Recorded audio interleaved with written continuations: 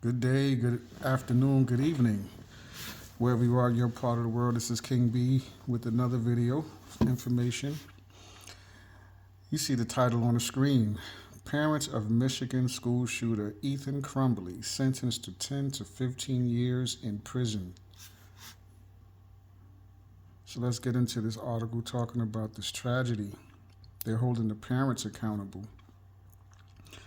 A Michigan judge sentenced the parents of a teenager who unalived four classmates at his high school to 10 to 15 years in prison each.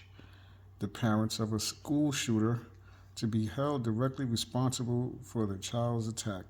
The first parents of a school shooter to be held directly responsible for the child's attack. So this is the first time that they're holding parents directly responsible. All right. So maybe this will. My question is, will it change anything? Will it help? Will parents be more responsible about their firearms and how they store their firearms when they have children at home, or buying their child a firearm? Maybe it will make a difference. James and Jennifer Crumbley were each convicted of 4 counts of unintentional homicide in separate trials that ended in February and March. Their son, Ethan Crumbley, pleaded guilty to 4 counts of murder in the 2001 unalivings at Oxford High School, about 40 miles north of Detroit, and is serving a life in prison. Neither defendant showed a strong reaction to the decision, and both impassively signed various forms before being escorted out of the courtroom.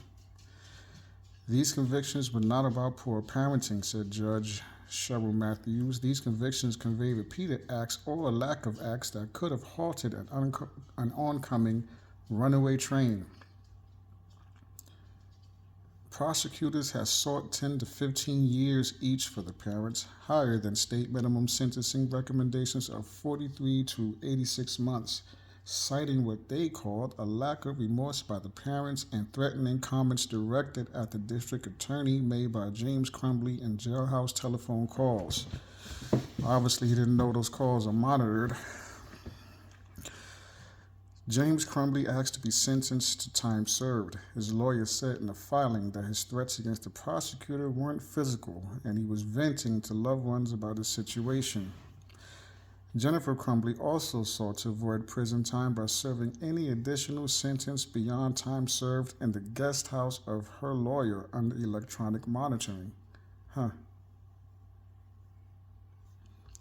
Both parents made statements at the sentencing. Jennifer Crumbley sought to undo a much criticized statement at her trial in which she said she wouldn't do anything differently as a parent, but repeated her contention that she was unaware of her son's troubles. James Crumbley expressed his deep sorrow for the families of the victims, but also said he didn't know what his son was planning. At trial, prosecutors portrayed both parents as unconcerned by their son's deteriorating mental state, failing to take him home after a troubling meeting with school officials the day of the shooting, and failing to securely store the gun used in the attack. The parents argued in their pre-sentencing statements to the court that they were unaware of their son's mental health issues. James Crumbley maintained that he had taken prudent steps to secure the weapon. In victim impact statements during the sentencing hearing, several parents read heart-wrenching accounts of how they had been affected by the tragedy and how the Crumbleys had failed the entire community.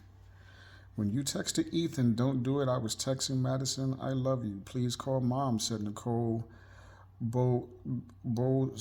Solio, mother of Madison Baldwin, who was 17 when she was killed by Ethan Crumbley. When you were running away from your son and your responsibilities, I was doing the worst thing a parent could do.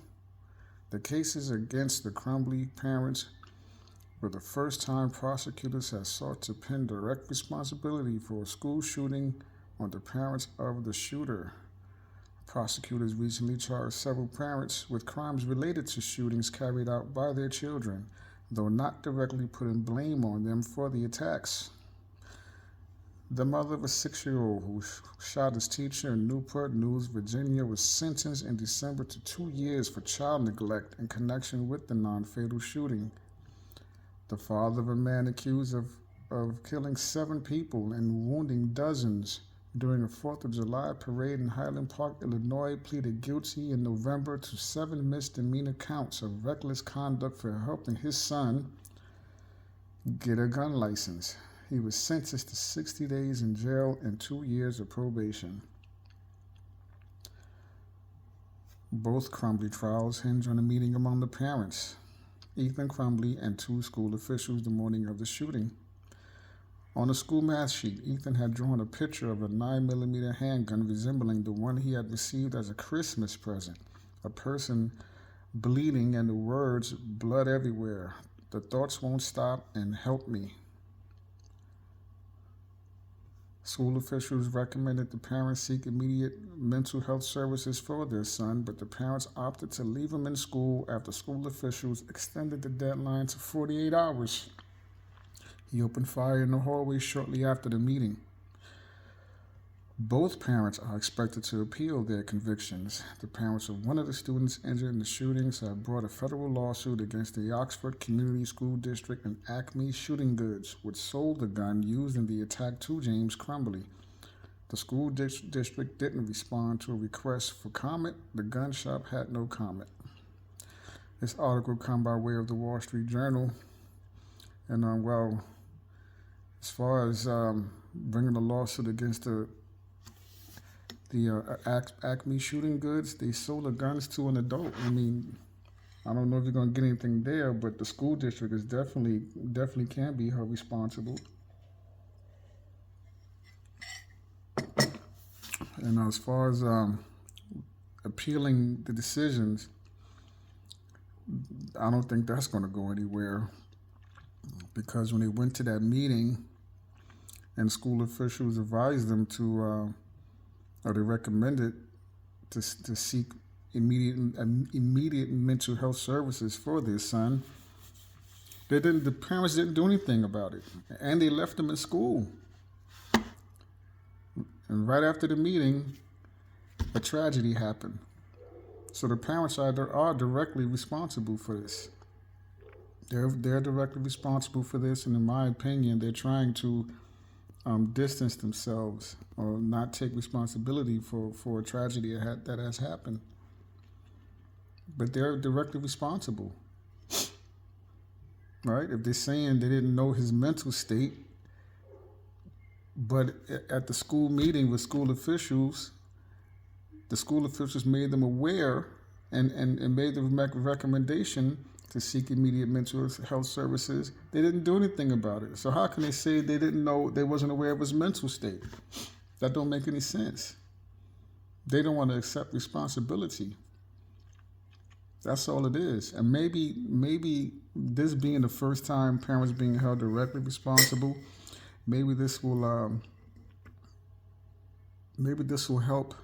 Maybe this will give parents something to think about when it comes to firearms and having firearms around their children, or buying their child a firearm as a present. There's a lot of responsibility that comes along with it. With firearms, you have to be responsible. Maybe this right here will set a precedence and will definitely help when it comes to these tragedies happening. But we will see. We will see. But that's all I have. And this is breaking right here, this story by the Wall Street Journal. So be safe out there, everyone. Be responsible. Love yourself. Keep your loved ones close. Pay attention when it comes to mental health or spiritual health, because it definitely seemed like this young man was crying out for help and no one was paying attention. But pay attention. Pay attention and make time for your family. Have conversations, ask questions. It's important. All right? But be safe out there. Watch your backs out there. Watch each other's backs. This is King B with another video. See you on the next one.